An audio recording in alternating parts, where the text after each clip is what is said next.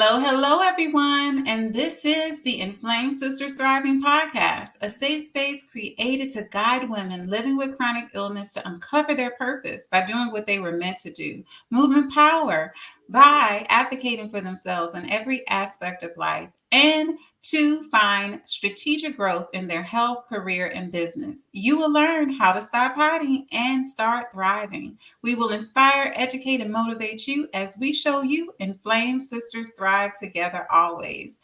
This is your host, Catina Morrison, and I am so excited to be with you today. As you know, I'm a registered nurse and a chronic illness coach who has myself lived with multiple chronic illnesses for more than 30 years. I like to share my journey along with the experiences and journeys of many amazing women who also live with chronic illnesses but are learning how to thrive in all aspects of their life and helping others to do the same. So today I have my amazing guest, Angelic Ingram. How are you doing? Hi, I'm doing well. How about yourself, Catina? I'm doing great. So, Angelique, could you please introduce yourself to our audience? Yes, of course. And thanks, Catina, for having me here. And welcome, everybody. My name's Angelic Ingram.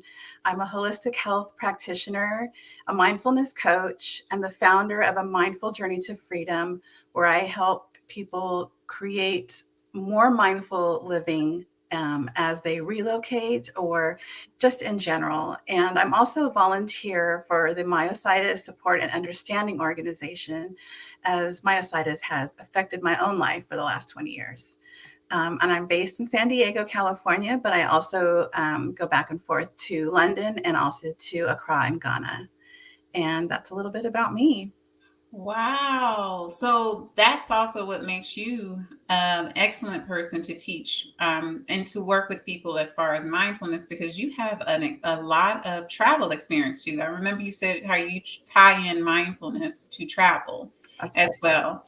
Now, you mentioned something that actually tweaked my ear: myositis. Mm. Can you tell us what myositis is and how it has impacted your life?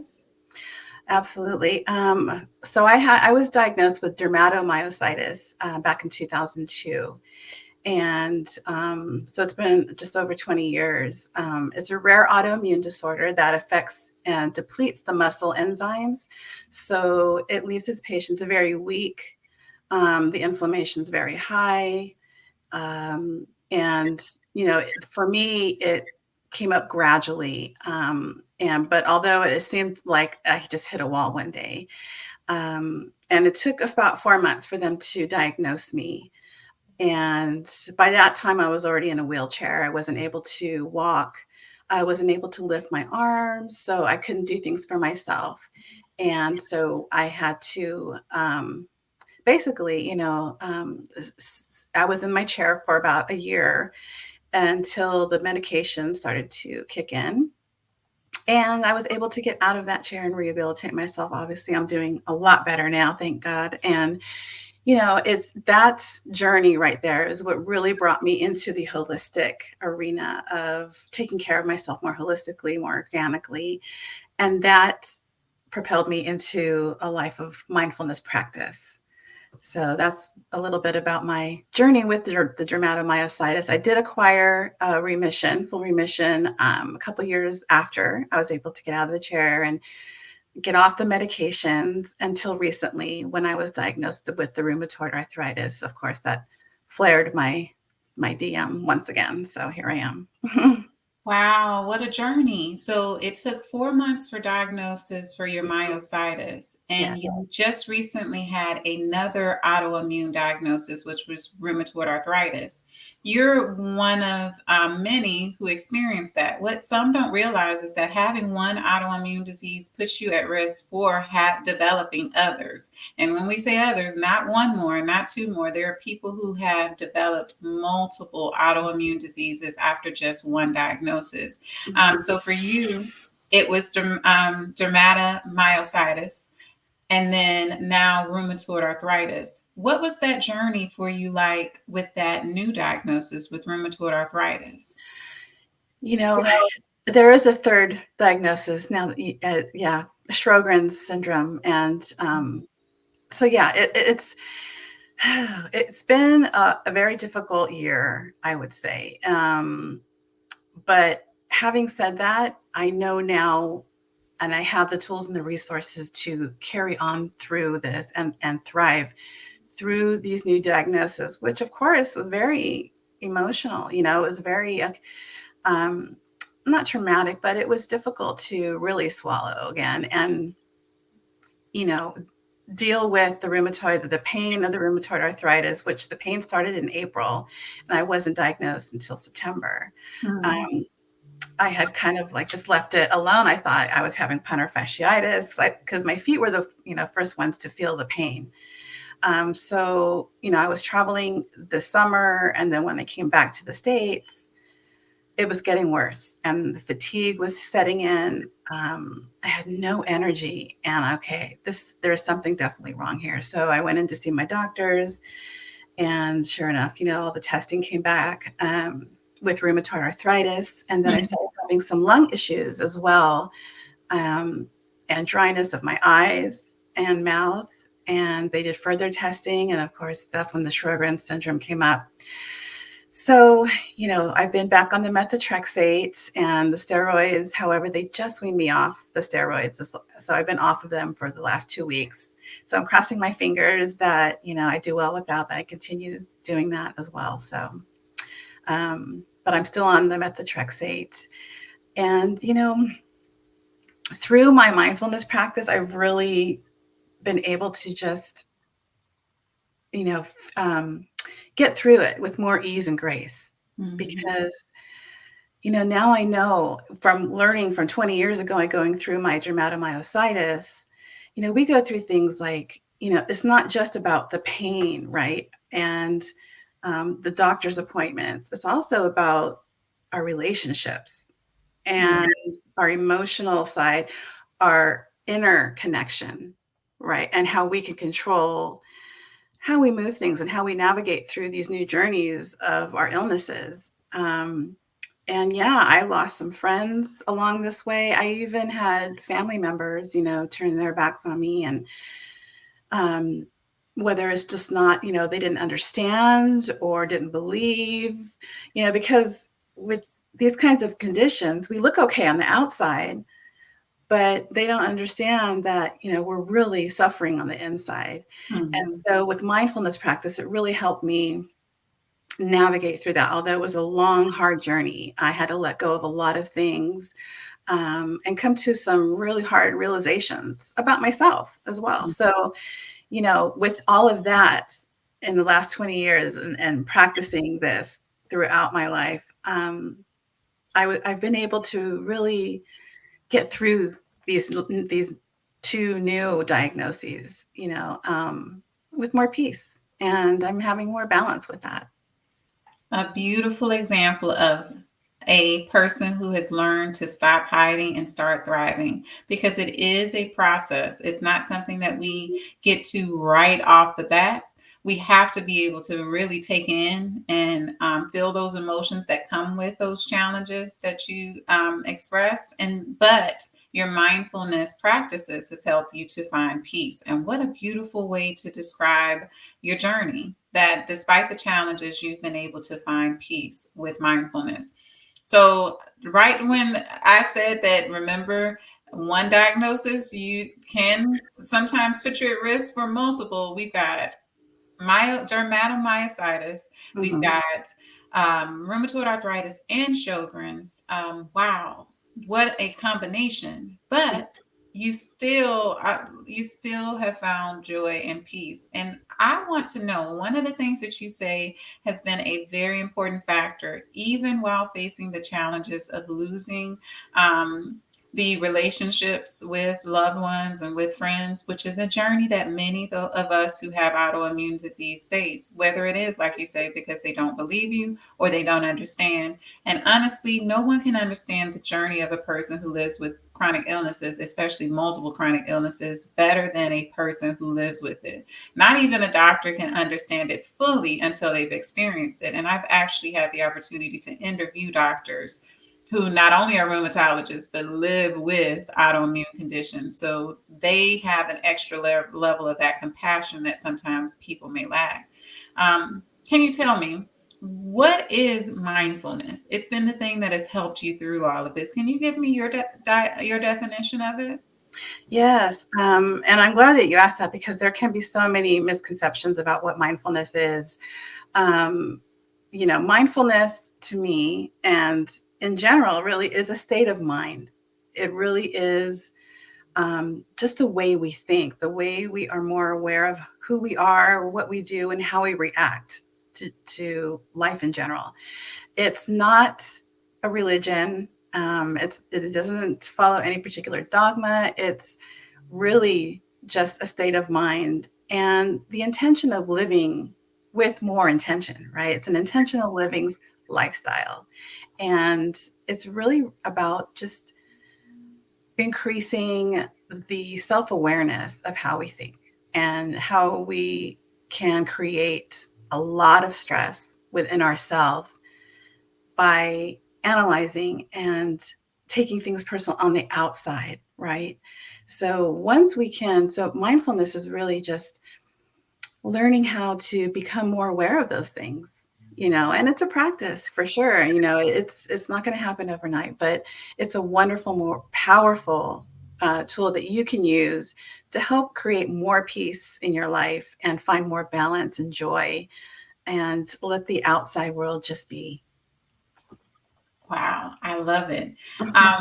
And that is very, I'm glad I asked you for your definition because mine is not as eloquent. And it's not, but in a sense of, for me, I describe it as a way that I'm able to change my negative thoughts to positive thoughts. But Right. the way that you can change those negative thoughts to positive thoughts is, first you have to be aware of them. So that's what I love about your definition, is that it speaks about mindfulness teaches the importance of awareness. What is the state of mind and thought that you're in currently? And Mhm. now you're able to take the steps you need to navigate them to, for me, more positive thoughts. So there's certain techniques that I use, but I want to know, what are some of the techniques that you encourage people to practice? Because not only you're a real mindfulness expert. Not only is it something that you use personally, it is actually something that you coach others to do. So personally, what are ways in which you implement it actively into your life? Right. Well, you hit it the first time, is what you just said is about being more aware of your thoughts. Mm-hmm. So that's one of the first things that I encourage people to do, is to just be aware and even write a journal. When some negative thinking or some self criticism comes up, take a step back and think, okay, why did I just think this about myself? Or why did I judge this other person? Or why did I make this assumption? Is it true? Right. And just take a step back and think, okay, why did I judge that person? um, and really just give more space for, okay, the why of what you're thinking. So that sometimes, it's hard to face ourselves, and it's hard to face, look in the mirror and say, okay, I'm judging. I'm judging people. I'm blaming people. I'm projecting, so really just being more aware of your thought patterns and how much of that is negative, right? And again, keeping a journal is one of the great ways to notice these patterns. And then once you do, you can give yourself the space to reflect on that and look at yourself and reframe it. Reframe it. Either find, if you're making an assumption, find out the truth. And if you don't know the truth, if you can't, then it's out of mind. Don't let that affect you, because so many times we just we make up these stories in our minds, right? And we're conditioned by, as human beings, or we're conditioned from the moment we start walking, right? Our peers, our parents, our siblings, we get this influence, and a lot of the times we grow up with these beliefs that aren't really ours, right? We're just kind of conditioned to follow this, or follow our older sister, follow our parents beliefs of certain things, and how we should behave and how we should react. And, by the time we figure out that, this is not who I am, this is not who I really want to be, it's going to take a lot longer to come out from those patterns. So the self-awareness is a big one. And it takes time. It takes time to create that awareness so that you can start dealing with yourself, because it's not everybody else around you. It's really just looking inward. Exactly. I love that, because oftentimes we find ourselves in situations where we are facing challenges, and we begin to not only judge ourselves, we judge others. And oftentimes it's easier for us to project our emotions to others being the problem or the issue, and not really reflect on what role we play in a situation. And living with chronic illness, awareness is very important, because awareness also is a way that can be a protection for our feelings and our emotions, but it can also be a protection for our relationships with others. Because one of the things I liked about what you said, instead of projecting terrible things on those that you lost, you said maybe they just didn't understand. That is a key way to really deal with things. Even the most challenging situations can be turned around with us projecting something more positive at it rather than negative, because that also allows you the opportunity to, to save relationships, to nurture relationships, or to understand why the relationship has left, and you can now move on from it with peace. Peace of mind and peace of heart is so important in living with multiple chronic illnesses. And, we have a true expert here, and she dropped some gems. So remember, self awareness and journaling are at the top of your list, so that you can first be aware and then move into taking those next steps that are important for you to learn how to use mindfulness effectively to navigate your mental and emotional wellness, as well as physical. So, wow, you just gave a class, sis. Um, like I'm still I can go processing. on and on. I can give you one more tip if you like. Yeah, girl, go ahead. I'm juicy, because I'm sitting here processing. You didn't know. I'm just sitting here looking at you. If for those who watch us on YouTube, I'm sitting here looking like, oh my goodness, this is amazing. All right, do we have one more tip, or was that just a Oh tease? no, I do. And especially for those of us who do suffer from chronic illness, it's so important to, and you hear about the self-care, right? And that's so huge. And that is part of mindfulness. All of these ways of creating mindfulness practice is self-care. You know, Mhm. there's so much of it, letting go, acceptance, surrendering what you can't control. But self-care, the tip that I want to share is the the concept of just being alone and finding stillness, being able to really just do the reflection that you need to do in terms of um, being with who you are now, as opposed to who you were before you became chronically ill. And there's so much more that goes on with behind that, because we have to grieve our old self, don't we? That's a really hard process. And finding that time for self-reflection and really paying attention to your body, listening to the messages it's sending you, um, releasing the idea that people aren't behind you on it, just finding stillness, really. And whether you pray, or if you want stillness and meditation and journaling, even just sitting and having a cup of tea outside, just really giving yourself some time to embrace who you are, embrace this new person. And this is something that really helps me get through the hard times as well, especially the journaling. I can't say enough about that, because it's really therapeutic. And if you don't like to write, grab your laptop, grab your iPad, do what works for you, but find some stillness for yourself.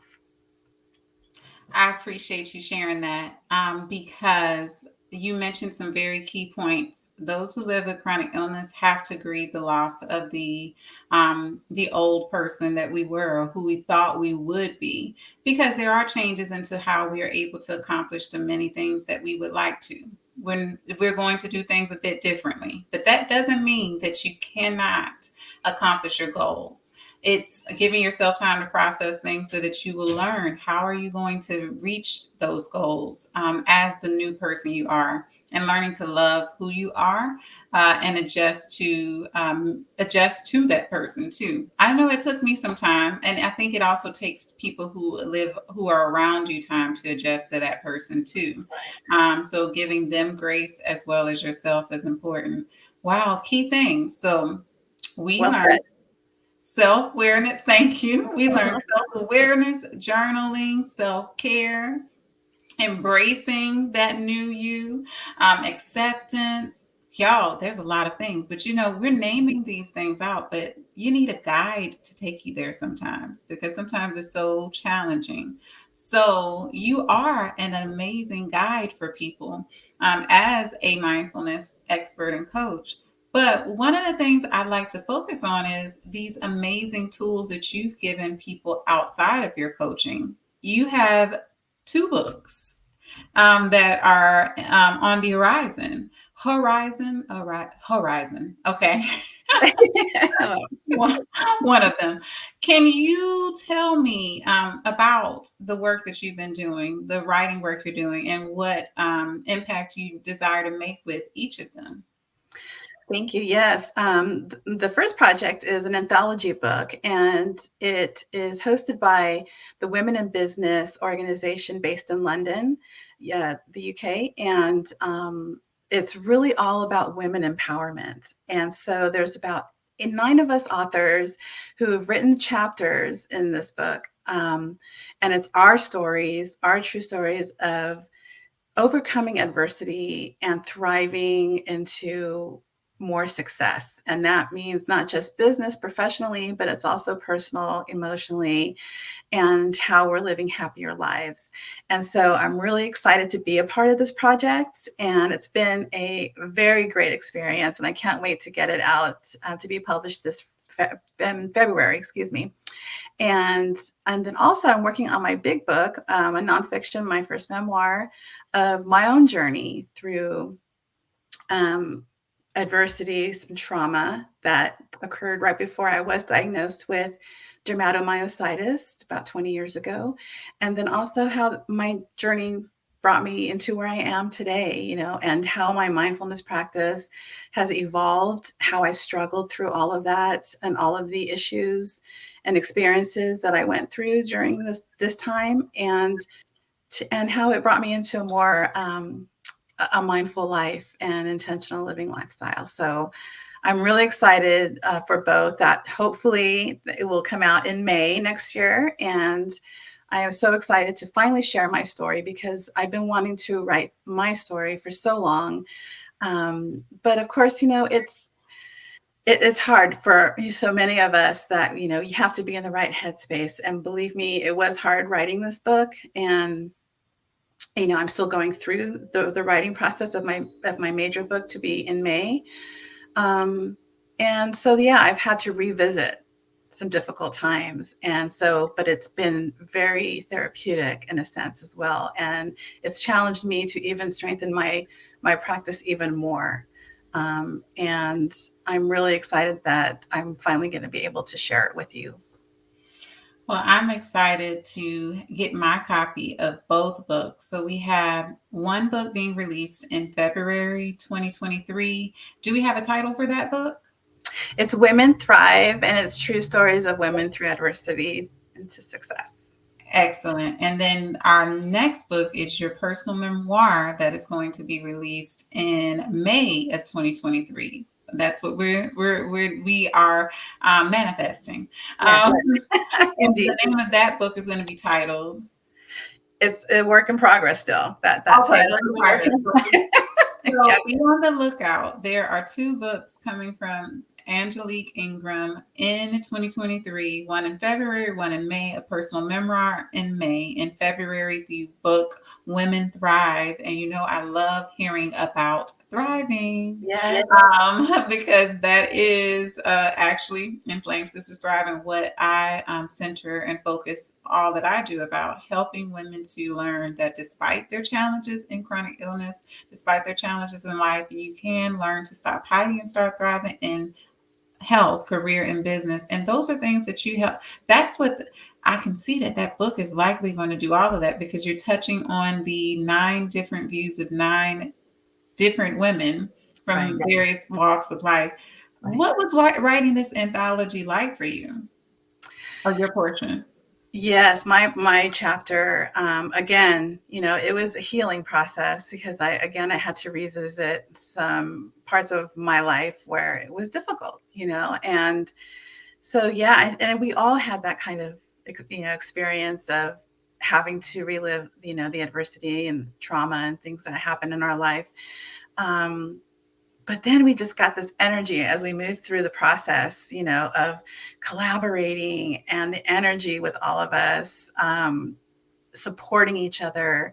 And it was just like, it was this whole new experience all in itself. So I'm so glad that I chose to be a part of this, and they invited me. I was honored.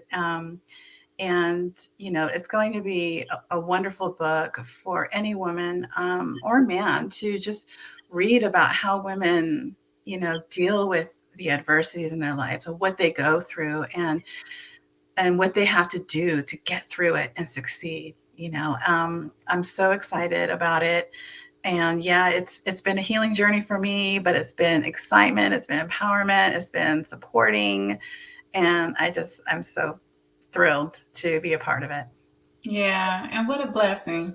The impact that you're going to have on so many women's lives is going to, I can't wait to see it. Like I said, I can't wait to read it. I can't wait to also be a part of sharing it with others as well. So definitely be on the lookout for Women Thrive in February 2023. This is a must read book, everyone.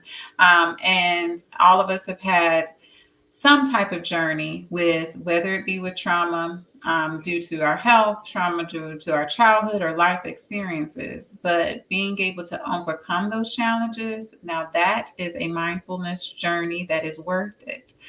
So I encourage you all to live mindfully and apply these techniques that Angelique has shared with us. They will make a difference. It's been a true source of healing for me as well. And everybody, get out your pen and paper and start writing down those thoughts, because you may have a book in you too that can change others' lives. Uh, there's one person that always has, I've heard them say everyone should write a book, or have, you know, or share their story. You don't want to wait till you're gone, and all of those beautiful things that you could have shared to make an impact now is gone with you right now. As you learn to thrive and reach those and climb those mountains, start journaling it and writing it and turn it into something that can make an impact. So that's what I want to commend you for, because you've done it in 2 books, sis. In 1 year. Okay. It's right here. Thank you, my It's friend. thriving over here. Okay. Angelique is thriving. We So, are thriving. We you are know, thriving. I appreciate that. So, what I would love for you to do also is to share with us, where can we reach you and find you, and also more about that, the work that you're doing, and how they can connect with it as well. Yes, absolutely. I have a website, mindfuljourneytofreedom.com. And I'm also on LinkedIn, where I have a newsletter, and it's every 2 weeks. You can go there, Angelique Ingram, and search for me there. And my newsletter will pop up, and I have articles on mindfulness tools and resources and experiences there that I share with you all. And I'm also on Instagram at Mindful Journeys, and that's plural. And I love connecting with people all over the world. I just love travel. So, you know, if you're in traveling, if you're in mindfulness, if you just want to share your stories, connect with me. I'm always happy to connect with anybody and just share and support and empower each other. Beautiful. And that's how we connected on Instagram. Mm-hmm. So, for those of you who are starting businesses or who have stories that you want to share, remember social media can be that way that you can accomplish those goals. The first word in social media is social. So, I encourage you to connect with your community and other communities so that you can continue to grow and thrive. I appreciate you so much, Angelique, for sharing your story, your journey, and also your expertise in mindfulness. It has been a pleasure. In fact, I tell you, throughout this time, it's been helping me process some things as well. So as I speak and I'm saying things that and in the way that I understand it, it's my way of also processing it and saving that for later to continue to process. So I appreciate all that you shared, and I would love to have you back in the future, especially when your memoir is published as well. I would Thank love to have you back. Thank you, Yes. Catina. And I appreciate you and for having the space, holding the space for me so I can share my story. And thank you for your kind words and everything that you do to help us out there who are, chronically challenged. And I love what you're doing for the community. And I just appreciate you so much. So thank you. Oh, it's my privilege, and it feels so good to hear those words because that's exactly what my purpose is. I decided to Yeah. walk in that purpose by taking a leap of faith and doing something like this, starting an Instagram page, starting a podcast, and connecting with others like you. So I'm so glad that I found you and we found each other. And I look forward to what we can do together to thrive in the future. So, my sisters, I always end this way. I tell you all, and I mean it from the bottom of my heart, we all are here. This is the thing, my sisters, we may be inflamed, but we are still here. And as long as we are here, we might as well thrive together because inflamed sisters thrive together always. Take care of yourselves and make sure you stay on that mindful journey daily so that you can thrive always. Take care. Bye bye.